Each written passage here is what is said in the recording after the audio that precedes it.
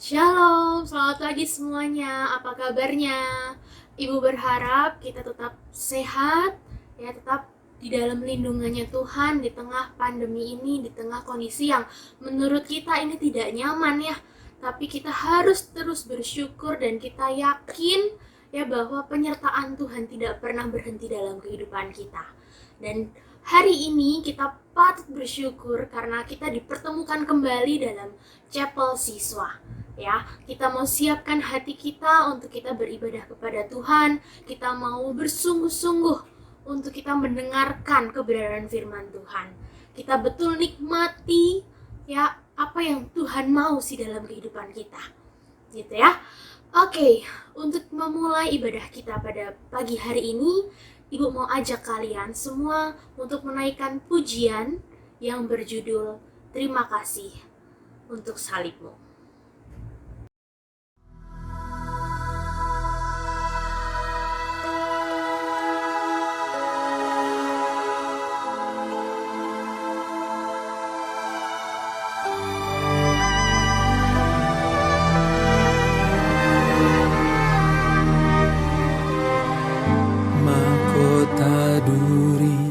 Di kepalamu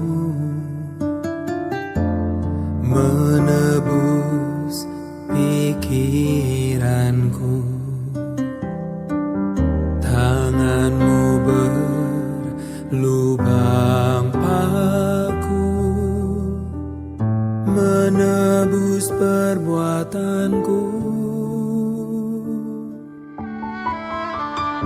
Bilur di sekujur tubuhmu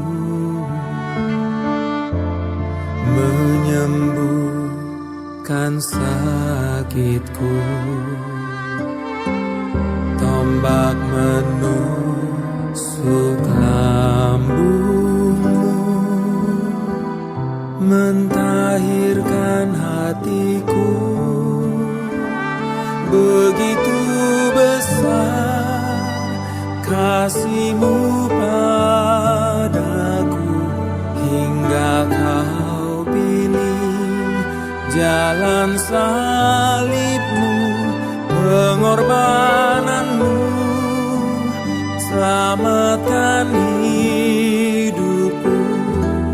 Terima kasih untuk salib-Mu.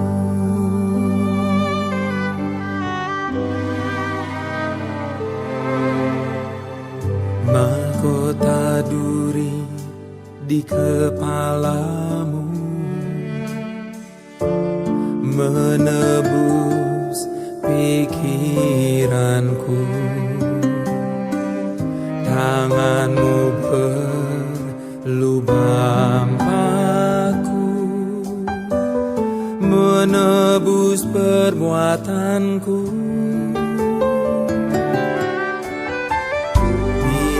Di sekujur tubuhmu menyembuhkan sakitku. Tombak menusuk lambungmu mentahirkan hatiku.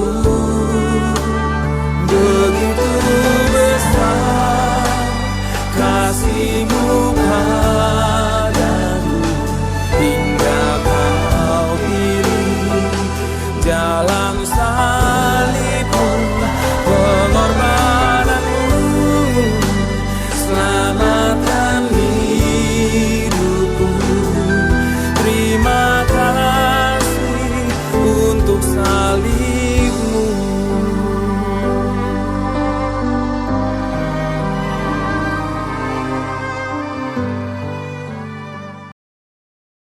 Ya, kita sudah menaikkan pujian kita kepada Tuhan. Kita diingatkan kembali ya bahwa salibnya Tuhanlah yang melepaskan kita dari dosa-dosa kita. Ya, dan oleh karena itu kita mau memiliki sikap hati ya yang lebih baik lagi dalam kita mendengarkan kebenaran firman Tuhan. Sebelum itu, mari kita berdoa. Bapa yang maha baik, yang maha kuasa, yang bertata dalam kerajaan surga yang maha mulia. Kami bersyukur Tuhan buat setiap waktu yang Tuhan berikan. Kami bersyukur untuk penyertaan Tuhan yang tidak pernah berhenti dalam kehidupan kami. Dan saat ini ya Tuhan, kami mau bersatu hati. Kami mau mendengarkan kebenaran firman Tuhan. Dan biarlah Tuhan saja yang berbicara kepada kami. Biarlah Tuhan setiap perenungan-perenungan kami dapat kami lakukan dalam kehidupan kami masing-masing. Biarlah Kau yang buka hati kami Tuhan, untuk kami bisa menyadari bahwa kebenaran firman Tuhanlah yang terus meneguhkan dan menjadi pedoman bagi kehidupan kami. Terima kasih ya Bapa, buka hati kami, buka telinga kami. Di dalam nama Tuhan Yesus Kristus kami berdoa. Amin. Ya, pada ibadah chapel hari ini kita mau kembali melanjutkan ya pembahasan kita mengenai satu perumpamaan ya yang sudah kalian dengarkan selama hari Senin sampai hari Kamis. Ya, oleh karena itu sebelum kita melanjutkan lagi, ajak kita untuk membuka Alkitab kita dari Lukas 18 ayat 9 sampai 12. Ya, kita akan mendengarkan ya, dan kalian silakan di rumah masing-masing sambil menyimak pembacaan Lukas 18 ayat 9 sampai 12. Dan kepada beberapa orang yang menganggap dirinya benar dan memandang rendah semua orang lain, Yesus mengatakan perumpamaan ini. Ada dua orang pergi ke bait Allah untuk berdoa. Yang seorang adalah Farisi dan yang lain pemungut cukai. Orang Farisi itu berdiri dan berdoa dalam hatinya begini. Ya Allah, aku mengucap syukur kepadamu, karena aku tidak sama seperti semua orang lain. Bukan perampok, bukan orang lalim, bukan pezina, dan bukan juga seperti pemungut cukai ini. Aku berpuasa 2 kali seminggu. Aku memberikan 1/10 dari segala penghasilanku. Tetapi pemungut cukai itu berdiri jauh-jauh. Bahkan ia tidak berani menengadah ke langit, melainkan ia memukul diri dan berkata, Ya Allah, kasihanilah aku orang berdosa ini. Aku berkata kepadamu, orang ini pulang ke rumahnya sebagai orang yang dibenarkan Allah, dan orang lain itu tidak. Sebab barang siapa meninggikan diri, ia akan direndahkan, dan barang siapa merendahkan diri, ia akan ditinggikan. Nah, tadi kita sudah menyimak pembacaan Lukas 18 ayat 9 sampai 12. Ya. Dari hari Senin sampai hari Kamis, ya. Kita sudah sama-sama membahas, merenungkan ya mengenai satu perumpamaan, yaitu perumpamaan orang Farisi dan pemungut cukai. Ya. Oke, mungkin kita harus ingat-ingat kembali nih, ya. Siapa sih orang Farisi itu? Siapa pemungut cukai itu? Ya. Kalian bisa lihat ya gambar di samping di situ. Ya, ada satu orang yang menengadah ke langit ya, yang mungkin sambil berdoa, sambil berbicara apa, tidak tahu. Ya, dan satu orang lagi kayak ketakutan, kayak malu begitu. Ya. Nah, yang sedang menengadah ke langit itu adalah orang Farisi. Dan orang Farisi ini dikenal sebagai pemimpin spiritual Yahudi. Ya, orang yang menganggap diri mereka sebagai orang beragama yang saleh, yang paling saleh. Begitu. Sedangkan satu lagi si pemungut cukai, ya, itu adalah orang yang tugasnya untuk mengumpulkan pajak ya dari masyarakat Yahudi untuk diserahkan kepada pemerintahan Romawi pada saat itu. Nih kalau kita lihat dari latar belakangnya ini sudah berbeda ya, dari pekerjaannya sudah berbeda gitu. Ya. Oke, dan sebelum kita melanjutkan lagi, kita mau mereview, kita mau flashback lagi melihat alur ya cerita dari perenungan kita mengenai orang Farisi dan pemungut cukai. Ya, di hari yang pertama ya kita merenungkan ya bahwa Ibu kasih ringkasan di sini yaitu Am I better than you? Itu. Ya. Karena kalau kita lihat di sini ya, ketika kita tadi juga mendengarkan pembacaan tadi, kita melihat di dalam doanya, orang Farisi ini membandingkan dirinya dengan si pemungut cukai. Dia membandingkan dirinya dengan orang lain. Buat apa? Ya pasti buat nyari orang yang lebih berdosa. Ya, biar dia ini merasa yang paling baik lah gitu. Biar si orang Farisi ini merasa terlalu saleh begitulah. Ya. Padahal ya kalau kita membandingkan diri kita dengan orang lain, ya pasti ada dua kemungkinan ya. Mungkin membuat kita terlihat lebih baik atau membuat kita terlihat lebih buruk gitu ya. Jadi ada dua kemungkinan itu. Jadi ya buat apa sih kita banding-bandingin diri kita dengan orang lain? Yang ada mungkin kita ya itu menunjukkan kesombongan kita. Ya itu mungkin juga bisa menunjuk ke insecureannya kita. Ya bahasa kekiniannya kalian lah ya, insecure gitu ya. Tapi kalau melihat dari orang Farisi ini, ya, dia hanya mencari dosa orang lain yang istilahnya yang lebih buruk gitu daripada dia ini. Ya. Tapi kalau disuruh ngebandingin gitu ya, membandingkan dirinya sama Allah, ya, pasti dosa orang Farisi ini akan sangat terlihat. Gitu ya. Makanya Ibu kasih satu pertanyaan nih di atas ini. Am I better than you? Ya. Ya sekarang buat apa sih kita membanding-bandingkan diri kita dengan orang lain ya? Orang lain juga, ya kalau kita ngomongin tentang kebenaran, ya pasti setiap orang punya, oh menurutku ini benar, menurut dia ini salah. Gak ada yang pasti nak di dunia ini. Yang pasti siapa? Yang pasti Allah kita. Makanya kita harus membandingkan diri kita dengan Allah kita. Untuk kita melihat pada satu kebenaran, melihat ini dosa-dosa yang sudah aku lakukan. Ya, bukan seperti si orang Farisi ini. Gitu ya. Itu yang kita bahas di hari pertama. Di hari yang kedua, kita lebih berfokus pada satu ayat di ayat ke-13 dan ini tentang pemungut cukainya itu. Nah, di sini doa dari pemungut cukai ini sangat menyesali dosa-dosanya. Dia mohon ampun kepada Tuhan. Ya, pemungut cukai ini membandingkan dirinya dengan Allah, sehingga dia tahu kalau dia berdosa, ya, dan dia minta dibersihkan dari dosa-dosa itu, gitu ya. Makanya kalau kita melihat di ayat yang tadi ya, bahkan dikatakan kalau si pemungut cukai ini tuh nggak berani untuk menengadah ke langit ya, karena dia merasa tidak layak. Dia malu akan dosa-dosanya kepada Tuhan. Dan disinilah menunjukkan sebuah kerendah hatian ya dari si pemungut cukai itu. Ya, kerendah hatian untuk apa? Untuk memohon pengampunan kepada Tuhan. Ya, makanya Ibu kasih satu kata, yaitu di situ forgiveness. Ya, itu di hari yang kedua. Di hari yang ketiga, kalau tadi kita melihat tentang pengampunan, forgiveness, di hari yang ketiga kita membahas tentang justify, dibenarkan. Ya. Di ayat yang ke-14, ya. Di situ intinya pemungut cukai ini pulang sebagai orang yang dibenarkan Allah.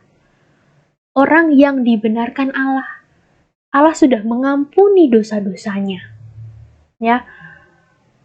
Kita melihat dari apa yang sudah dilakukan si pemungut cukai, ya. Kelakuan baik apapun itu, ya, itu tidak akan membawa kita masuk ke surga. Gitu ya. Tapi ya, kita masuk surga, kita diselamatkan, kita ditebus dosanya. Itu karena siapa sih? Bukan karena diri kita dong ya. Pasti itu karena juru selamat kita, Tuhan Yesus. Ya. Yesus sendiri yang menyerahkan dirinya untuk mati di kayu salib.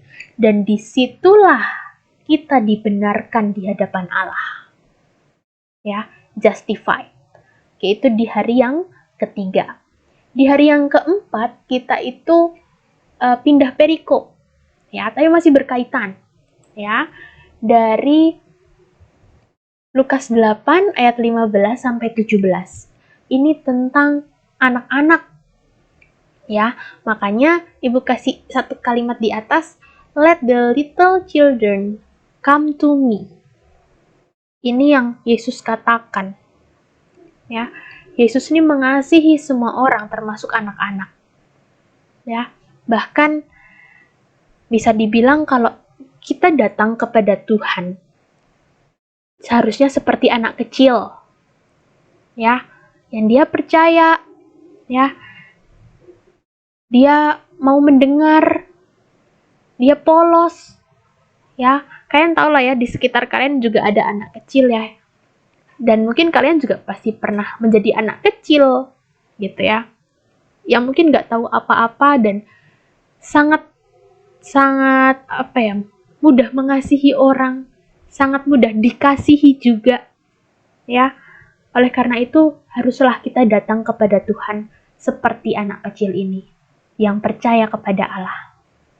Ya, sedangkan kalau tadi kita melihat si orang Farisi, ya, orang Farisi yang ketika dia datang kepada Allah, dia berdoa, ya, dia seolah-olah ya akan percaya akan dirinya sendiri, ya kan? Dia tidak percaya kepada Allah. Dan mungkin dia tidak perlu Allah. Ya, karena dia sudah percaya pada dirinya sendiri itu tadi. Ya. Oke, itu di hari yang keempat. Ya. Dan di hari yang kelima, di hari ini, ya, kita akan pindah dari Lukas. Kita akan membaca dari Yesaya 53 ayat yang ke-11. Kita akan sama-sama membaca Yesaya 53 ayat yang ke-11. Kita mau sama-sama membacanya, kalian dari rumah, ibu dari sini. Ya, 1, 2, 3. Sesudah kesusahan jiwanya, ia akan melihat terang dan menjadi puas. Dan hambaku itu sebagai orang yang benar akan membenarkan banyak orang oleh hikmatnya. Dan kejahatan mereka dia pikul. Ya, di sini dari Yesaya 53 ayat 11 ini kita bisa melihat suatu rencana, sebuah misteri, ya, yang akan terjadi. Ya, oleh karena itu di sini Nabi Yesaya dipakai untuk memberikan petunjuk kepada kita bagaimana Allah merencanakan dan menyelamatkan kita. Ya, di dalam judul perikop Tuhan menyelamatkan Sion. Ya, mari kita bahas satu ayat ini ya. Kita mulai dari kalimat yang pertama, ya. Sesudah kesusahan jiwanya, ia akan melihat terang dan menjadi puas. Nah, kesusahan jiwanya siapa? Gitu ya. Oke, di sini adalah kesusahan jiwa yang dimaksud kerja kerasnya untuk bertahan ketika mengerjakan keselamatan bagi umatnya. Kerja kerasnya, nyanya besar loh, ya. Dan yang dimaksud di sini adalah Yesus Kristus. Ya. Bahwa kalau kita mau lihat kembali ya di masa-masa Perjanjian Baru, ya, kita bisa melihat betapa menderitanya Yesus, ya, kesedihannya, bahkan kesusahannya dia untuk mempertahankan karya penyelamatannya di dunia ini buat kita.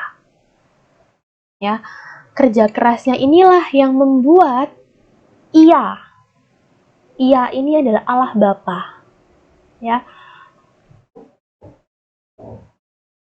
Allah Bapa yang dipuaskan, ya, karena di sini ada pendamaian terhadap murka Allah. Ya, pendamaian di sini artinya pemuasan atau peredaan. Ya, karena Allah Bapa sudah sangat murka dengan manusia, dengan dosa-dosanya manusia. Ya, oleh karena itu melalui Yesus, ya, murkanya Allah diredamkan, ya, dipuaskan melalui anaknya sendiri. Ya, lalu di kalimat yang selanjutnya, dan hambaku itu ya sebagai orang yang benar. Hambaku, ya, hambaku di sini merujuk kepada satu pribadi, yaitu pribadi Yesus Kristus. Ia disebut sebagai hamba Allah yang benar. Yang benar berarti dia tidak mengenal dosa. Ya, dan Tuhan Yesus di sini, ya, dia adalah orang benar. Dia tidak bisa berdosa, ya. Oleh karena itu, ya, Yesus yang akan membenarkan kita, ya, akan membenarkan banyak orang oleh hikmat-Nya. Ya, hikmat Kristus membawa pembenaran bagi banyak orang. Ya, sementara ya kita tidak dibenarkan oleh ketaatan kita sendiri terhadap hukum Allah. Ya. Seperti orang Farisi itu tadi. Ya, kita bisa berkaca lagi sama si orang Farisi tadi. Dia merasa bahwa ketaatannya dia terhadap dirinya sendiri itu yang bisa menyelamatkan dia. Tapi tidak. Ya, kita baca dari Roma 3 ayat 20. Ya, sebab tidak seorang pun yang dapat dibenarkan di hadapan Allah oleh karena melakukan hukum Taurat. Kita tidak bisa membenarkan diri kita sendiri karena kita secara alami itu adalah orang berdosa. So, kita butuh juru selamat. Ya. Dan dari dosa-dosa yang sudah kita tumpuk-tumpuk gitu kan ya sampai hari ini. Ya, ada yang mau memikulnya. Dan kejahatan mereka dia pikul. Kejahatan di sini adalah dosa setiap kita, dosa mereka, dosa kamu, dosa saya. Ya, dosa ini ditanggung oleh anak Allah, ditanggung oleh hamba Allah yang benar itu, yaitu Yesus. Ya, dia diperlakukan seperti orang jahat karena kita jahat. Dia mati di tengah-tengah orang jahat. Karena kita yang seharusnya mengalami akhir seperti akhir hidup orang jahat. Dia diperlakukan sebagai pemberontak karena kita telah memberontak. Dia menanggung segala penyakit dan derita karena kitalah orang yang berpenyakit berat, yaitu dosa. Ya.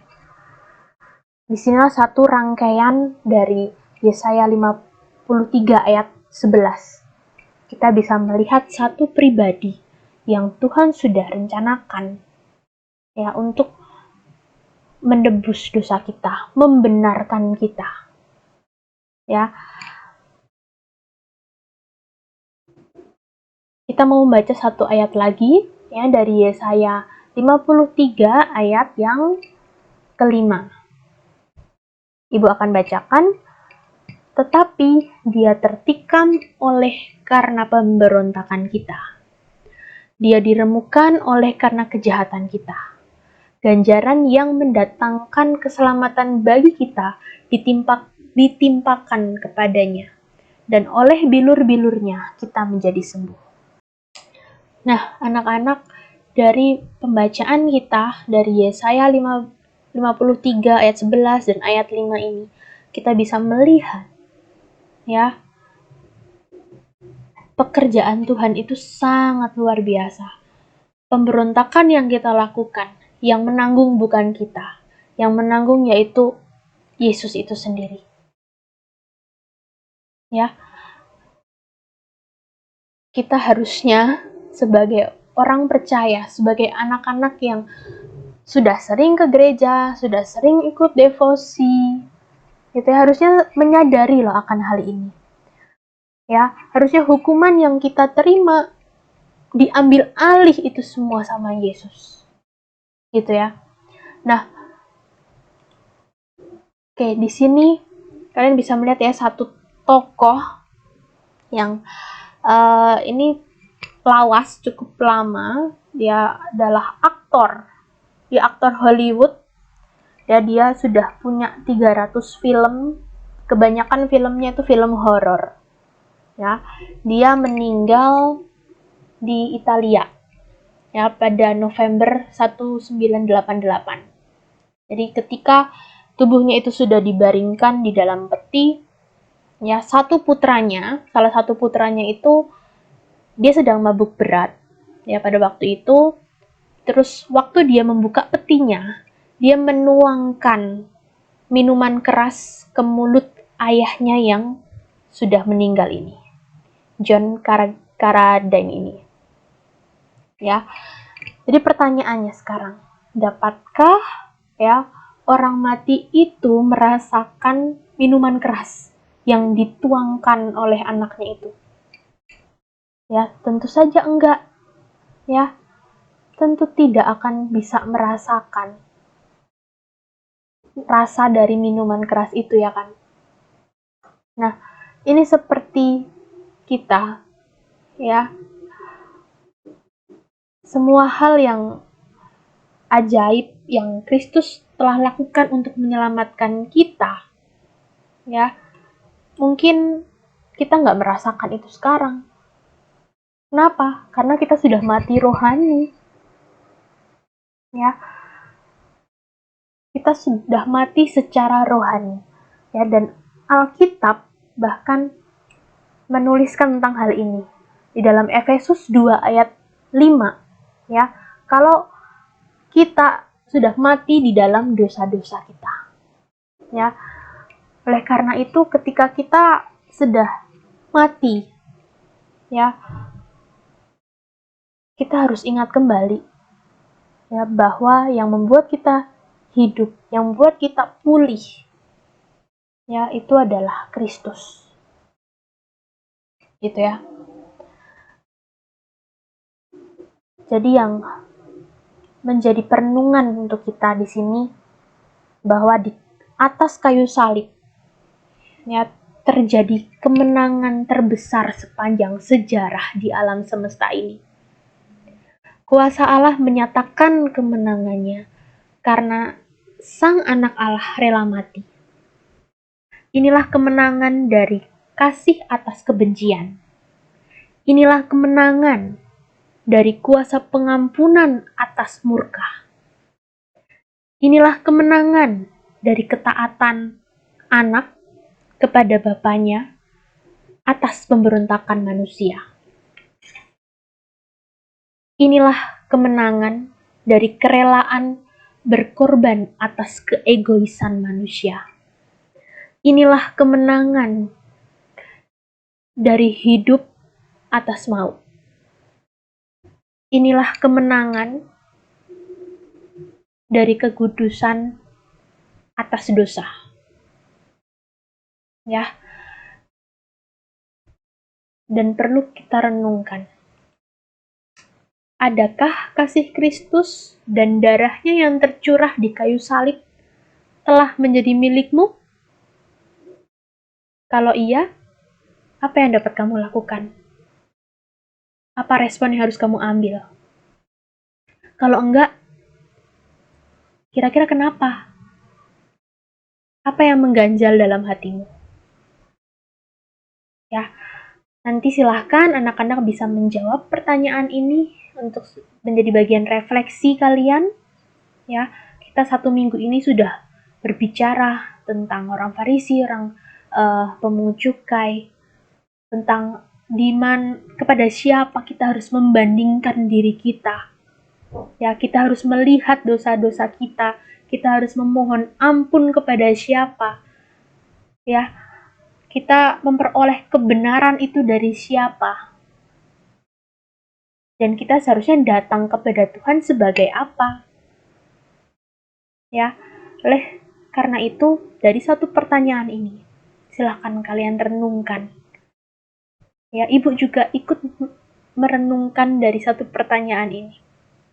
Adakah kasih Kristus dan darahnya yang tercurah di kayu salib telah menjadi milikmu? Ya, kita menyadari bahwa kemenangan itu sudah terjadi. Kemenangan yang terbesar. Seharusnya kita seperti apa responnya?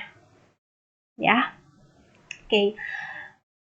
Demikian saja ya pemberitaan firman Tuhan. Semoga kita terus menggumulkan akan hal ini ya, di tengah kondisi yang seperti ini kita harus semakin mendekatkan diri kita kepada Tuhan. Ya, Ibu mau ajak kita sama-sama berdoa. Mari kita berdoa.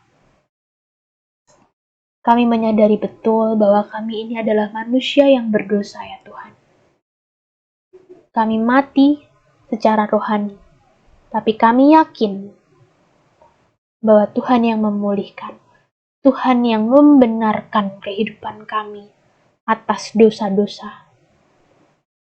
Oleh karena itu Tuhan, berilah kami respon yang benar akan pekerjaan keselamatan yang sudah Engkau lakukan dalam kehidupan kami. Kami menyadari bahwa segala hal yang terjadi mungkin kami tidak bisa selami satu persatu. Tapi kami yakin dan percaya Tuhan yang menyatakan itu, Tuhan yang menghendaki itu semua terjadi. Terima kasih Tuhan, di dalam nama Tuhan Yesus Kristus kami berdoa. Amin. Oke, berakhirlah sudah ibadah chapel kita pada pagi hari ini. Setelah ini silahkan kalian menuliskan refleksi berdasarkan pertanyaan yang tadi. Ya, silahkan kalian kirimkan di grup WhatsApp kelas kalian ya, dan kalian bisa melanjutkan kegiatan pembelajaran kalian. Tetap semangat, tetap bersuka cita ya, Tuhan Yesus memberkati.